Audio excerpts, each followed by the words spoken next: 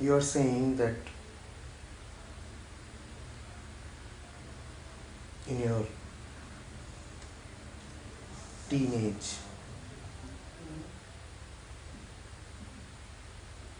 in your early youth, you had sex for fun, and now you want to have sex in order to fulfill a social responsibility.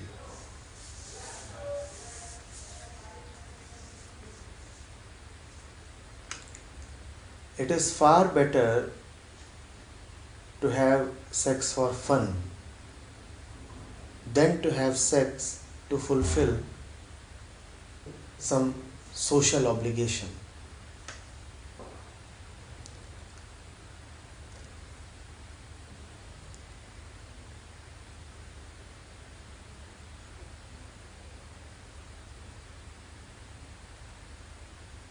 Sex is something very intimate. It cannot be driven by the dictates of others. It cannot be driven by social norms. It cannot be the method to fulfill a responsibility towards others.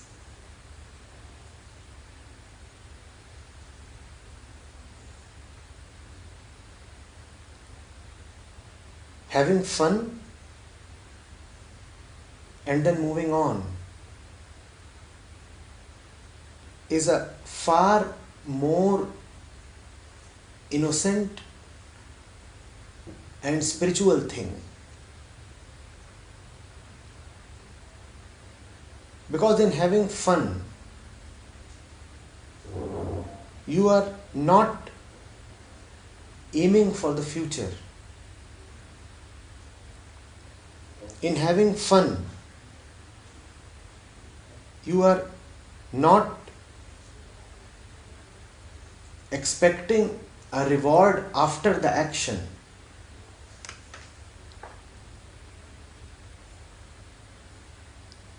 In having fun, you will not try to hold the other captive. You will not say that you must now stay with me and fulfill your responsibilities and sign this contract with me that obliges you for such time into the future.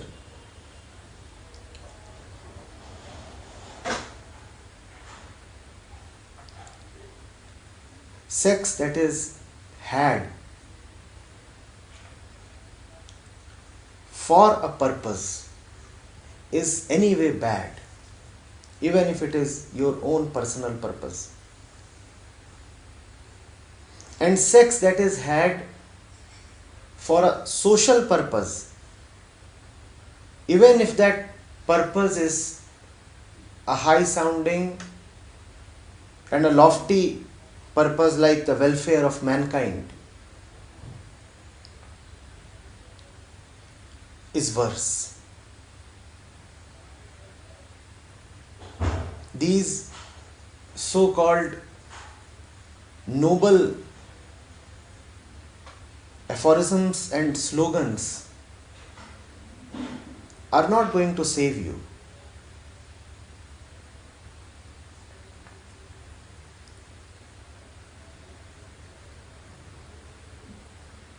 Muted.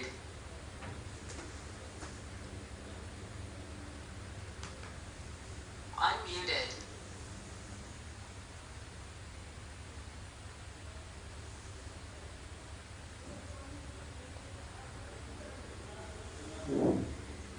If one cannot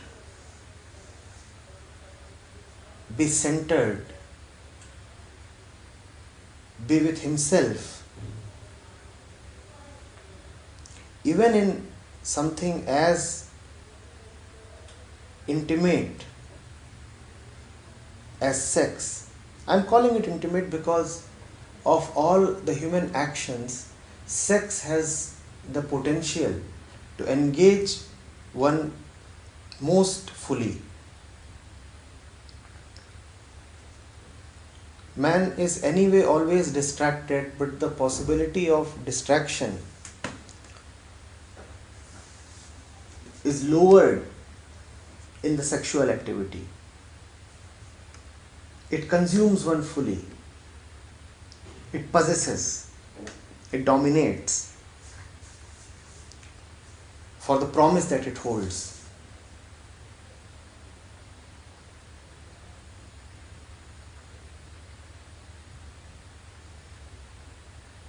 When you are with your partner, there must be only the two of you. Only then total engagement and immersion is possible. Instead, if the entire society is present,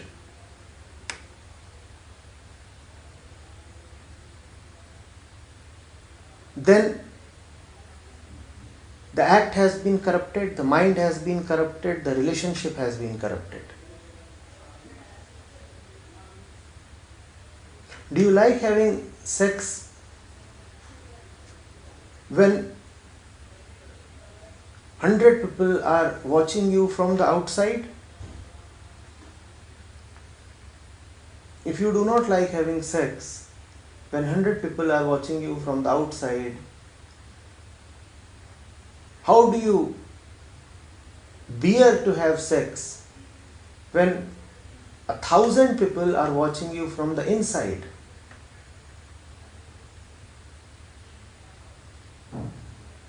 If you are still thinking of the society, are you really with your partner?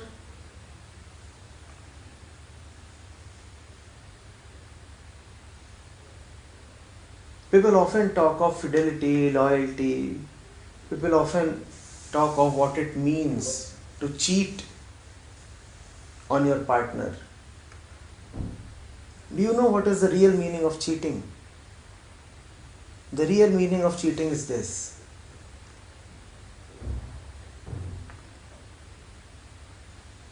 your engagement with your partner is driven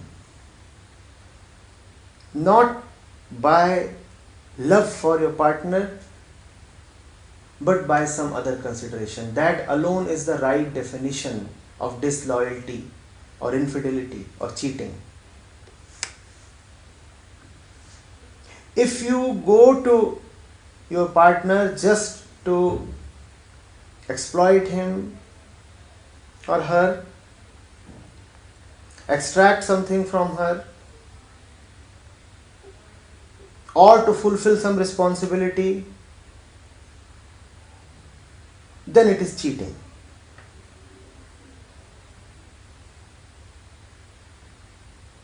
Cheating is not about seeing another man or woman. Cheating is about having love that has been corrupted, diluted.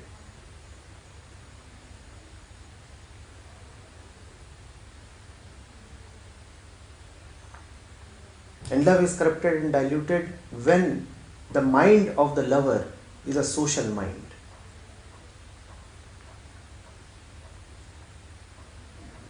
Even if offsprings are to be born, they must come just as fruits come to a tree. In their own time, in their own way. When the tree is mature, then the fruits come. The tree doesn't plan. The tree doesn't have fruits in order to please other human beings or other trees or anybody.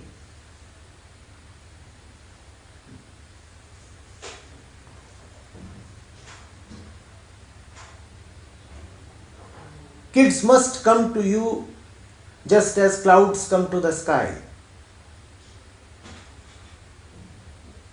When it is their season, then they come uninvited, unplanned.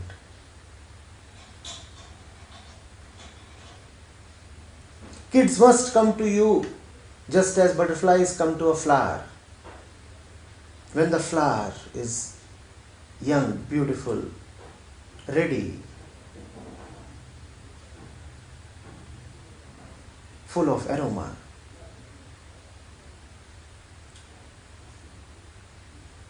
then the butterflies come on their own. The flower does not make arrangements for the butterfly.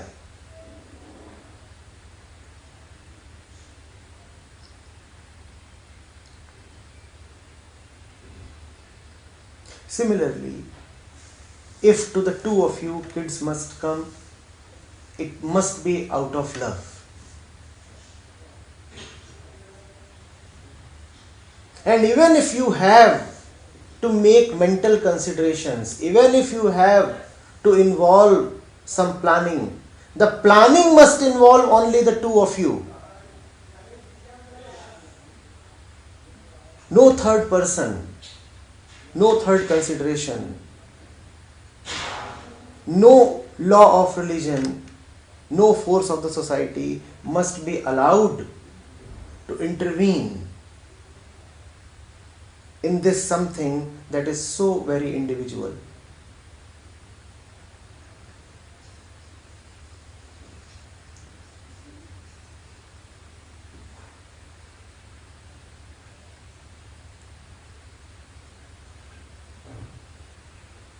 The entire life must be worship. And because for the normal human being, sex happens to be such a passionate part of life, sex must especially be worship. Worship is never social.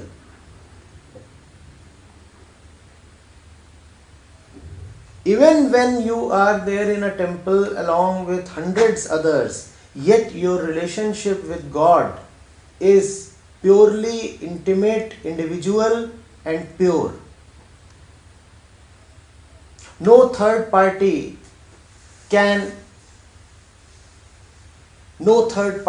must interfere.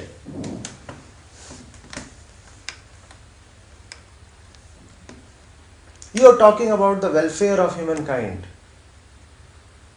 What welfare would happen when you bring one more child to the world?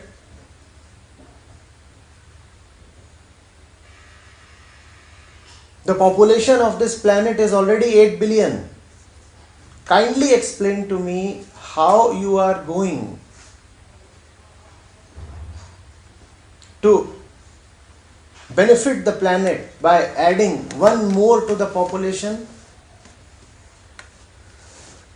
The place that you are living in, this country, is already terribly overpopulated, and you are saying you want to procreate for the benefit of mankind. How exactly?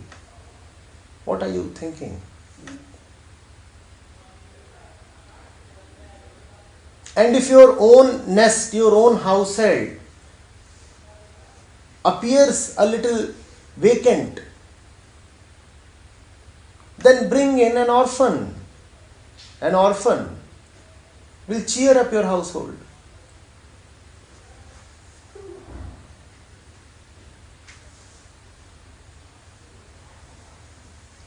It is not for social responsibility or for social welfare or for the progress of humanity that you probably want to have a child.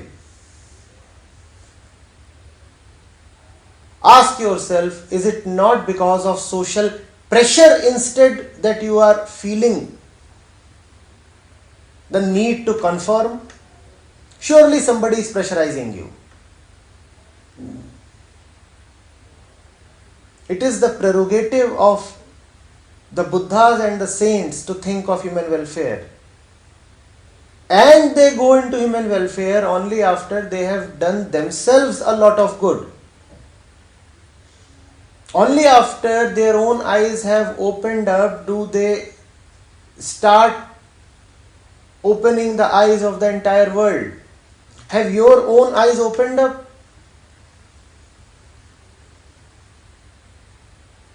Then how are you talking of the welfare of mankind?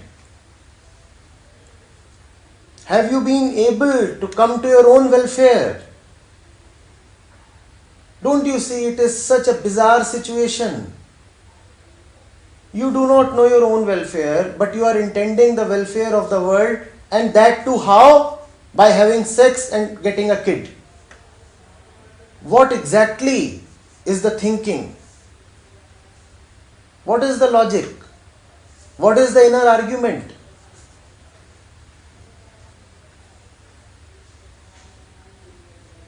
Are we living in an age where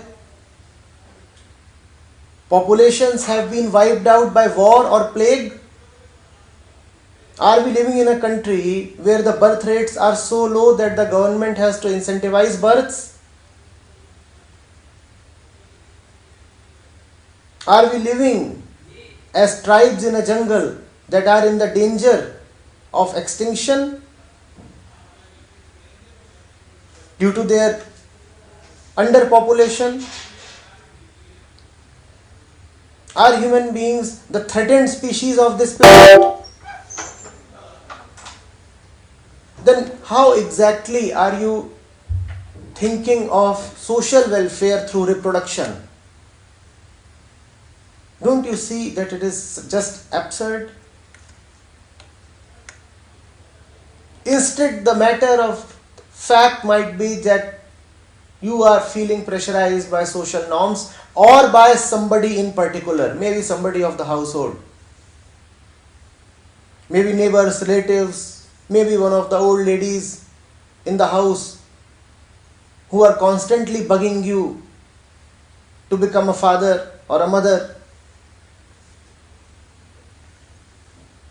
Or maybe the movies that keep on telling you that unless you are a father, there is something missing in your life.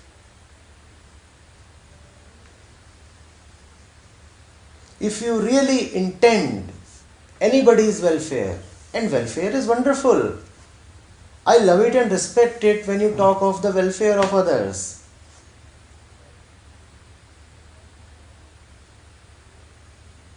Start with your own welfare. See what life is like. Understand what is sex. Understand what is procreation. Know what it means to bring a baby to this world. Know what is the human being and what his relationship with society must be. Know what is birth. Know what is bad for a human being. Only then you will know that in which lies human welfare. But of one thing I can assure you, social welfare in this time and age does not lie in producing babies. Not at all.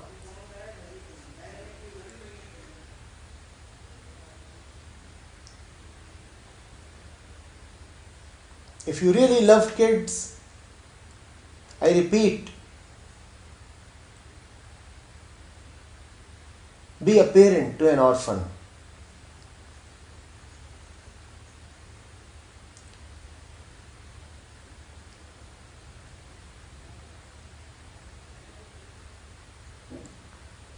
Don't add to this overburdened planet. It is already reeling under our collective weight.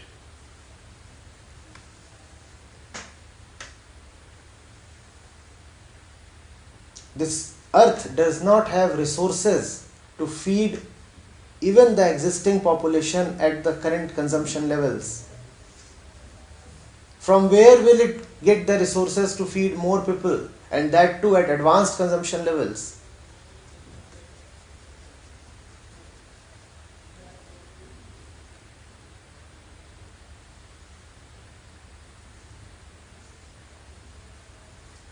No love. Be loving towards yourself. Be loving towards your wife. Your love will bear fruits of love.